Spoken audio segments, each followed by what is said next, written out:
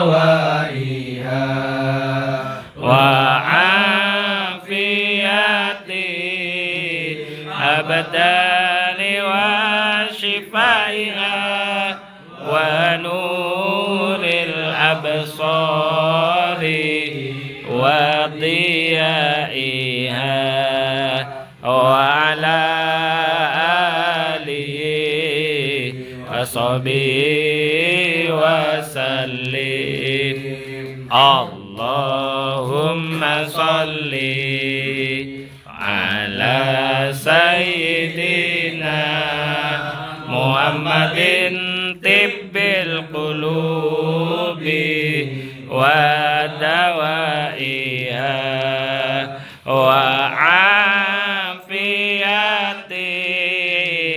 الأبدان وشفائها ونور الأبصار. اللهم صل وسلم على سيدنا محمد طيب البشرى صلاة تبشرنا بها وأهلنا وأولادنا وجميع مشايخ amri wahlul 'uqdatam min lisani yafqahu qawli. Bismillahirrahmanirrahim. Qul a'udzu wal 'asri innal insana lafi khusrin illa alladziina amanu wa 'amilus solihati wa tawassaw bil haqqi wa tawassaw bis sabr. Amma ba'du. Alhamdulillah, segala puji bagi Allah yang telah memberikan karunia kepada kita sehingga pada malam hari ini alhamdulillah kita masih diberikan keistiqomahan untuk melaksanakan salah satu rutinitas kita, yaitu istighosah dan kajian kitab Risalah Ahlus Sunnah wal Jamaah di kegiatan Rijalul Ansor. Semoga dengan kesempatan dan keistiqomahan kita dicatat oleh Allah sebagai amal pahala yang kelak di akhirat kita bisa harapkan nanti pahalanya. Amin. Oleh karena itu, salat serta salam semoga tetap tercurahkan kepada junjungan kita Nabi besar Muhammad Sallallahu Alaihi Wasallam yang senantiasa kita harapkan syafaatnya. Baiklah teman-teman sekalian, para sahabat yang berkumpul pada malam hari ini, alhamdulillah sekarang kita akan melanjutkan lagi kajian kita, yaitu kitab Risalatul Ahlus Sunnah wal Jamaah karya Syekh Hasyim Asy'ari. Namun sebelum dilaksanakan, sedikit penjelasan yang kemarin kita masih membahas tentang bab bid'ah, ya kan? Masih membahas tentang bab bid'ah, di mana dalam menimbang bid'ah, ya kan? Dalam menimbang bid'ah itu ada 3 hal. Yang pertama kemarin, cara menimbang apakah pekerjaan itu bisa dikatakan bid'ah atau tidak. Yang pertama itu dilihat sesuatu yang bid'ah itu atau sesuatu yang belum pernah dilaksanakan oleh Rasulullah itu kira-kira ditemukan dalil pokoknya atau tidak. Itu yang pertama. Nah, kalau tidak ada, ya kan, maka kalau tidak ada dalil pokoknya, kalau tidak ada baik secara umum ataupun secara khusus dalil pokoknya itu tidak ditemukan, apakah nanti itu dikategorikan pada bid'ah? Ternyata tidak, masih belum tentu masuk pada bid'ah. Jadi dilihat di Al-Quran tidak ada, dilihat di dalam hadis itu tidak ada, belum langsung bisa dikatakan bid'ah. Nah, selama ini yang kita tahu, pokoknya gak ono Al-Quran nih, pokoknya gak ono hadis, langsung diomongno bid'ah. Ya, salah satu yang sering kita dengar ya sholawatan yang sudah ada, gitu kan. Itu yang sering dibid'ahkan. Nah, ternyata tidak ada di dalam Al-Qur'an, tidak ada di dalam hadisnya.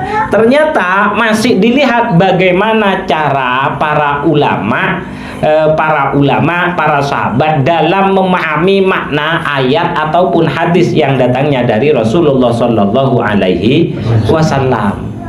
Jadi masih dilihat juga. Maka kalau kata para ulama, kata para sahabat, itu masuk pada kategori yang dikerjakan dan itu sunnah, yaitu masuk pada kategori sunnah, bukan lagi bid'ah. Lalu terkait dengan pendapatnya para ulama itu bagaimana? Nah, ini merupakan pertimbangan yang nomor 2.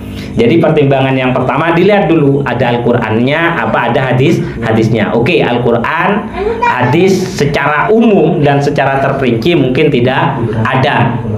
Sekarang masuk pada cara yang kedua. Kalau memang yang pertama tidak ditemukan, masuk pada cara yang kedua, yaitu mengiktibar bagaimana kaidah-kaidah dari para ulama.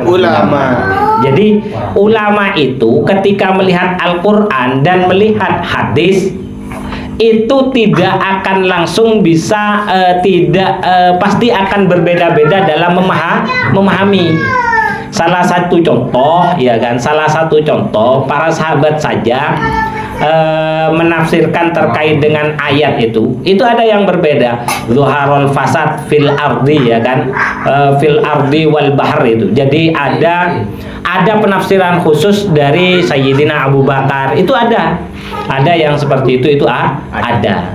Nah, sehingga tidak serta-merta kita memahami Al-Qur'an dan hadis begitu saja untuk menghukumi perilaku dan pekerjaan yang dilakukan oleh orang lain, karena kita harus melihat bagaimana pendapatnya para ulama. Dan itu oleh Kiai Hasyim Asy'ari di dalam kitab Risalah Ahlussunnah wal Jamaah dimasukkan pada cara melihat bid'ah yang nomor 2.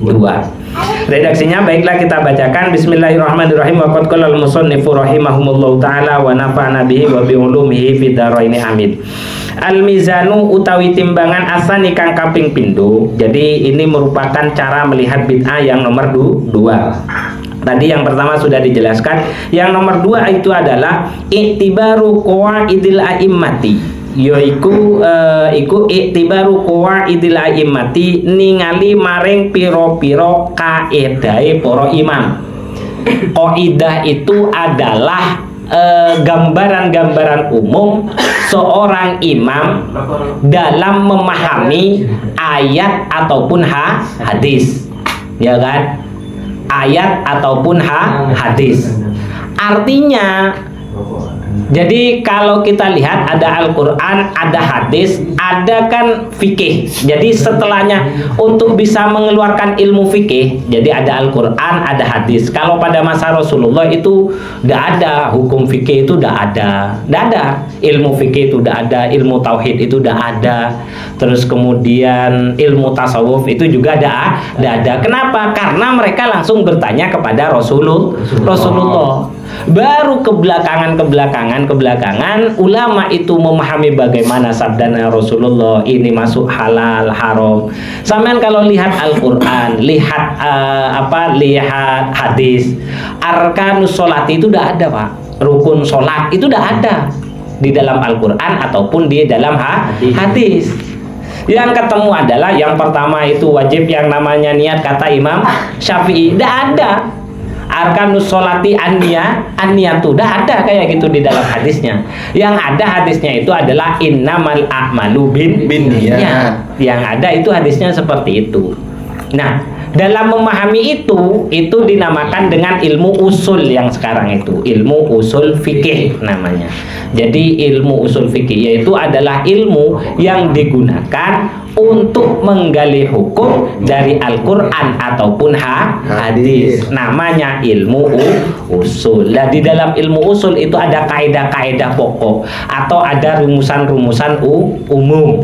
Seperti salah satu rumusan yang ada itu adalah al-yakinu la yuzalu bisyak, yaitu adalah keyakinan itu tidak bisa dirubah dengan keraguan. Salah satu contohnya kaidah. Makanya kalau orang itu sholat, ya kan, ragu ini adalah 3 atau 4, disuruh memilih yang 4. Kenapa? Karena kalau yang 4 itu pasti yakin. Ragu dia, sholat aku itu saya sudah dapat 3 apa 4. Nah ya kan, ragu kan dia kan, ragu. Lah disuruh milih 4 sama para ulama. Kenapa? Kalau 4 itu pasti yakin. Kenapa kok seperti itu? Karena kaidah yang ada di dalam para ulama, kaidahnya para imam itu mengatakan al yaqinu la yuzalu bis syak. Kalau hadisnya ya ada seperti itu, bahwasanya setiap keyakinan itu tidak bisa dihilangkan dengan keraguan. Akhirnya muncullah kaidah yang namanya al-yaqinu la yuzalu bis syak, bahwasanya setiap keyakinan itu tidak bisa dikalahkan oleh keraguan. Jadi kalau 3 kan masih memungkinkan kita nanti kurang. Nah, kalau 4 pasti sudah betul, artinya pasti tidak kurang gitu loh. Makanya nanti tinggal diganti dengan yang namanya sujud sahwi. Itu yang dimaksud dengan kaidah. Jadi ketika kita melihat sebuah pekerjaan, kok ini tidak ada Al-Qur'annya, tidak ada hadisnya, dilihat dulu bagaimana kaidah para ulama wasalaful a'immatil amilina wasalafil a'immatil ulama salaf al a'immatil amilina kang dadi imam al amilina kang padha ngamal bitoriqatis sunnati kelawan tedalan sunnah. Jadi yang harus dilihat itu bagaimana pendapatnya para imam dalam memahami sunnah. Sunnah itu apa? Segala hal yang dilakukan oleh Rasulullah, baik itu berupa pekerjaan, baik itu berupa ucapan, baik itu berupa ketetapan. Bagaimana para ulama itu memahami hal tersebut. Maka kalau para ulama itu khilaf, maka pengkhilafannya itu pun juga tidak bisa dikatakan sebagai bid'ah. Artinya sebagian ulama itu mengatakan bid'ah, sebagian ulama itu tidak mengatakan bid'ah. Maka hal yang demikian itu tidak bisa dikatakan bid'ah, karena masih ada pendapatnya para ulama yang masih memperbolehkan.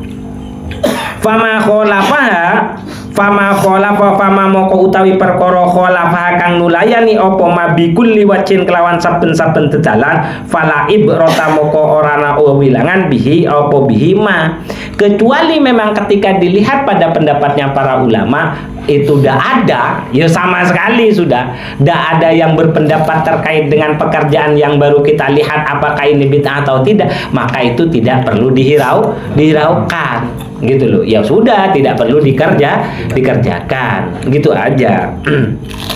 Maka itu membuka peluang kita untuk melihat kembali ayat dan hadis yang sudah ada. Ini mau dimasukkan kepada kategori bid'ah atau tidak. Lek gak sampai alim kayak gitu, yuk wis lah, ojo bid'ah no. Karena untuk bisa membid'ahkan harus betul-betul paham dulu kaidahnya para imam.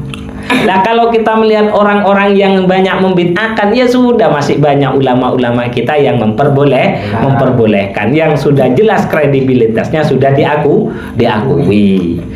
Makanya kalau sudah tidak ada sama sekali pendapatnya para imam, baru itu dikategorikan sebagai bid'ah. Wa ma wafaqo wa ma moko utawi perkara wafaqo kang bisa nucuki apa ma usulaha ing pokoke usulahum ing pokoke kaidai aimah fa huwa moko utawi ma wafaqo iku hakun perkara kang hak. Wa in ikhtalafu senajan padha sulaya para aimah fihi ing dalem ma far'an saking arah furu'i utawa cabange wa aslan lang saking arah asale. Meskipun nanti secara umum imam itu memperbolehkan. Jadi ada sebagian imam itu memperbolehkan. Cuman cara mengambil dasarnya itu berbeda. Tidak masalah. Itu tetap tetap tidak bisa dikatakan bid'ah. Jadi para ulama itu ada yang mengatakan boleh, ya kan? Cuman nanti dalam proses pelaksanaan contoh zakat, ya kan? Contoh zakat. Zakat itu pada zaman Rasulullah kan tidak pakai beras. Dalilnya sama-sama pakai zakat. Kemudian sekarang yang pakai beras itu bagaimana? Ya kan? Pakai beras atau pakai uang. Nah, itu kan khilaf para ulama. Yang pakai uang itu kan khilaf. Dasarnya sama-sama pakai dasarnya zakat. Cuman apakah itu masuk pada kategori bid'ah atau tidak, khilaf para ulama terkait dengan proses pelaksanaannya. Kalau pokoknya zakat itu semua sepakat itu bukan bid'ah. Cuman furuknya yaitu cara pelaksanaannya, ya kan? Sholatnya wajib, semua imam itu wajib. Cuman pakai kunut atau tidak, nah itu kan juga sudah berbicara tentang masalah cabang daripada sholat. Nah itu udah masalah, itu tetap tidak masuk pada kategori bid'ah. Maka di sini itu dilanjutkan fakullun moko utawi saben-saben suwiji yatba'u kang anut apa kullun aslahu ing asale kullun wa dalilahu lan ing dalile kullun. Maka ketika pendapat ulama itu mengatakan itu sunnah, maka berarti cabang itu tadi juga dikatakan sunnah. Ya contoh tadi ada sebagian kalau sholatnya wajib, cabangnya sholat itu salah satunya adalah kunut. Sebagian ada yang tidak mau kunut, sebagian ada yang menggunakan kunut. Jadi memang diikutkan seperti itu, diikutkan sesuai dengan dalil dan asal yang diambil. Waqat waqa'a min qawaidihim, waqat waqa'a lan teman-teman tumiba min qawaidihim saking qaidai para ulama, annama sak temene perkara amala kang agawe bihi kelawan masapa as-salafu ulama salaf wa taba'ahum lan anut maring ulama salaf sapa al-khalafu ulama khalaf la yasihu iku la yasihu ora sah apa ayyakuna yen to ono apa ma iku bid'atun den arani bid'ah wala mazmuman lan ora den arani winoto, yang artinya meskipun secara prakteknya itu sudah berbeda kayak gitu, tapi ulama salaf itu sudah melaksanakan dan diikuti oleh ulama khalaf. Perbedaan ulama salaf, ulama khalaf sudah ya, kemarin sudah saya jelaskan kan. Salaf berarti 500 tahun ke atas, khalaf 500 tahun ke bawah. Setelahnya hijriyah. Kalau dilihat dari pemikiran, kalau ulama salaf itu mengartikan ayat mutasyabihat, ayat-ayat yang mengatakan yadullah fawqa aydihim, ya kan? Jadi tangan Allah berada di tangan mereka. Jadi kata tangan kalau ulama salaf tetap diartikan tangan. Tapi ulama salaf mengartikan tangan itu tidak boleh punya pikiran seperti halnya tangannya makhluk. Itu ulama salaf. Kalau ulama khalaf mengartikan tangan itu namanya ayat-ayat mutasyabihat. Ayat-ayat yang apa ya? Ayat-ayat yang menggambarkan Allah sama dengan makhluk. Nah, itu ayat-ayat seperti itu. Kalau ulama salaf memang diartikan tangan ya tangan. Kalau ulama khalaf tidak mau mengartikan tangan karena bahaya. Kenapa? Kalau Allah diartikan tangan, nanti pikirannya orang itu memikirkan tangan seperti tangannya manusia. Nah, makanya kalau ulama khalaf itu tidak mengartikan tangan dengan tangan, tapi diartikan dengan kekuasaan. Sama seperti Allah berada di atas arsy, ya kan? Kalau ulama salaf ya tetap diartikan berada di atas arsy. Kalau ulama khalaf mengartikan itu bukan di atas arsy karena takut umatnya nanti memahami kalau Allah itu butuh tempat. Lah artinya apa bedanya? Ulama salaf itu ngerti yang dimaksud itu ya Allah berada di atas arsy itu ngerti maksudnya. Ndak boleh menggambarkan sama seperti makhluk yang bertempat. Kalau ulama khalaf karena khawatir umatnya yo koyo ngene, ngaji yo gak pate ngaji, paham yo gak pate paham, ya kan? Takut sehingga diartikan Allah menguasai arsy. Itu kalau lalu pendapatnya mana yang lebih kuat? Tetap pendapat yang paling kuat adalah pendapatnya ulama salaf. Tapi sekali lagi catatannya ulama salaf seperti itu. Nah, ketika semua ulama salaf itu sudah melaksanakan perbuatan yang tadi, kayak contoh qiyam, ya kan? Ya, Nabi itu kan dulu pada masa Rasulullah kalau tidak salah itu dilaksanakan pada saat setelahnya perang Badar, ya kan? Ya. Kalau tidak salah itu dilaksanakan pada saat perang. Dan itu terus dilaksanakan oleh para ulama dan diikuti, ya kan, diikuti. Nah, meskipun secara umum pelaksanaan seperti itu pada masa Rasulullah hadisnya juga tidak ada, anjuran membaca sholawat itu kan tetap ada secara pokok. Jadi shollu, ya kan, man sholla alayya sholatan wahida sallallahu alaihi asyra, kan seperti itu dalil ayatnya. Barang siapa yang membaca sholawat kepadaku satu kali, maka Allah akan membalas sholawatnya sebanyak 10. Itu kan dalilnya tentang masalah sholawat. Cuman kan membaca sholawat, prakteknya kan tidak dijelaskan oleh Rasulullah. Ternyata mulai dari dulu ada pelaksanaan praktek sholawat yang seperti itu dan diikuti oleh ulama kholaf. Meskipun sebagian ada yang tidak setuju. Maka pekerjaan yang seperti itu tetap tidak boleh dikatakan sebagai bid'ah. Ya, tetap tidak bisa dikatakan oleh bid'ah, kecuali memang sudah sama sekali tidak dilaksanakan oleh ulama salaf dan dalilnya pun juga tidak ditemukan itu. Dan itu tidak terkategori sebagai pekerjaan yang jelek. Wa ma tarokuhu bi kulli wajhin wadihin. Wa ma moko utawi saben-saben perkara taroku kang padha ninggal sapa ulama ing ma bi kulli wajhin kelawan saben-saben dedalan wadihin kang pertelo la yasihu iku la yasihu ora sah apa ayakuna yen to den jenengi apa ma tarokuhu iku sunnatan aran sunnah wala mahmudan lan ora kena den arani sebagai kelawan perkara kang bagus. Lah setiap pekerjaan yang tidak dikerjakan oleh para ulama, baik ulama salaf dan tidak diikuti oleh ulama kholaf, itu tetap meskipun baik, ya kan, itu tetap tidak bisa dikatakan sebagai sunnah dan tidak bisa dikatakan juga sebagai sebuah kebaikan. Proses pelaksanaannya.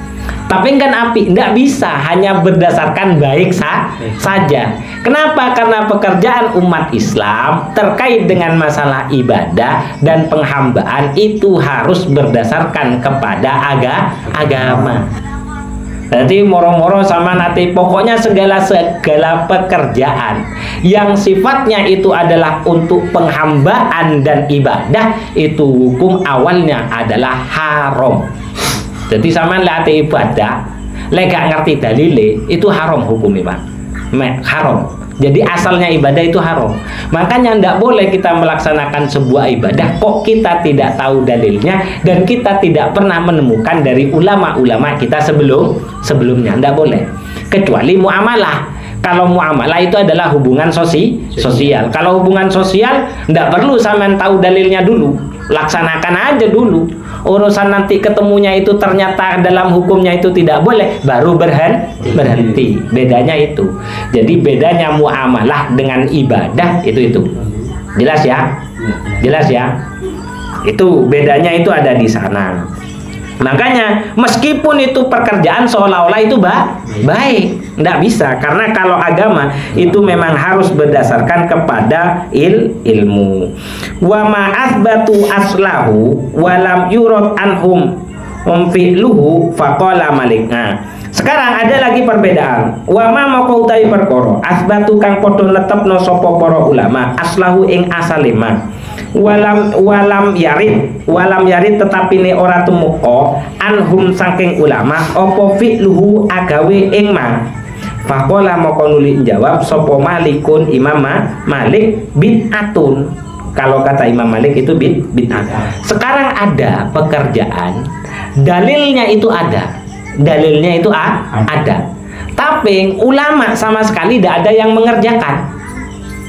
Jadi dilihat dalilnya itu ada, tapi kok gak dikerjakan para ulama. Kalau kata Imam Malik itu tetap bid'ah. Itu tetap bid'ah. Kalau pendapatnya Imam Syafi'i bagaimana? Kenapa kata Imam Malik kok itu bid'ah? Li annahum krono sak temene ulama iku lam yatrakuhu ora ninggal sapa ulama ing ma illa li amrin angin krono perkara indahum kang ono ing dalam sandinge ulama fihi ing dalam ma. Nah, karena tidak mungkin para ulama itu menganggap itu sebagai dalil terus tidak dikerjakan. Pasti ulama itu akan mengerjakan sesuatu. itu yang jelas-jelas itu ada perintahnya, meskipun kadang kita lihat ada dalilnya. Itu kalau kata Imam Malik. Jadi malah kalau Imam Malik itu lihat ada yang mencontohkan enggak dari para ulama, dari para sahabat ada yang mencontohkan enggak, meskipun Rasulullah pernah bersabda.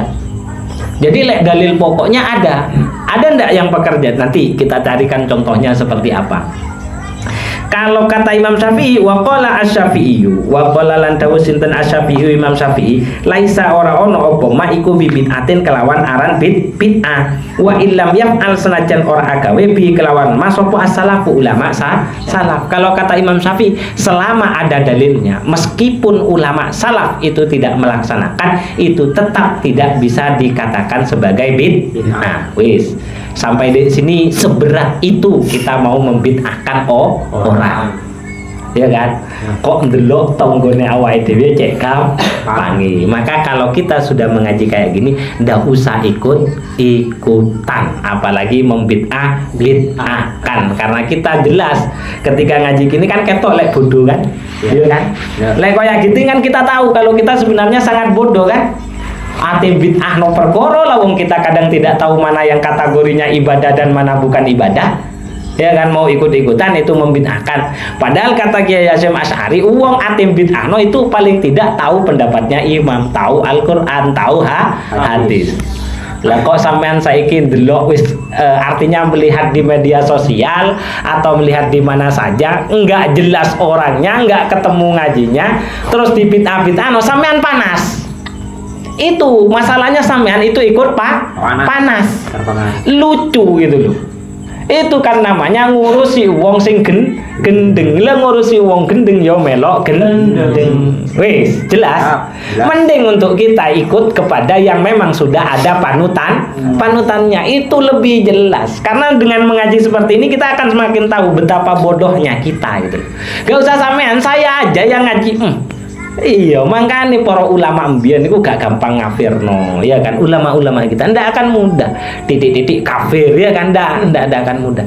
Karena memang untuk mengkafirkan seseorang, membid'ahkan sebuah pekerjaan butuh berbagai macam pengetahuan.